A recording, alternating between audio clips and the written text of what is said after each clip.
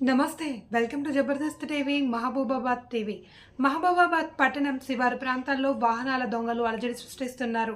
ఇంటి ఆవరణలో దుకాణాల ముందు పార్క్ చేసిన వాహనాలను ఎత్తుకుపోతున్నారు. రాత్రి సమయాల్లో వీటి తీవ్రత ఎక్కువ ఉంటుంది. దీంతో పట్టణ ప్రజలు బెంబేలెత్తుతున్నారు. మహబూబాబాద్ శివారు జ్యోతి బసు నగర్కు చెందిన సిపిఐఎం నాయకులు బోడా కిషన్ నాయక్ తన ద్విచక్ర వాహనాన్ని రాత్రి ఇంటి ముందు నిలిపి పడుకున్నారు. తెల్లవారు చూసేసరికి తన వాహనం కనిపించలేదు. చుట్టుపక్కల వెతికినప్పటికీ ఆచూకీ లభించలేదు. దీంతో పట్టణ పోలీసులు ఆశ్రయించాడు. తనకు న్యాయం చేయాలి అని కిషన్ నాయక్ వేడుకున్నాడు. వెంటనే పోలీసులు రంగంలోకి దిగారు. సీసీ కెమెరాల్లో రికార్డు అయిన దృశ్యాలను సేకరించారు. దృశ్యాలు ఆధారంగా కేసు నమోదు చేస్తున్నారు.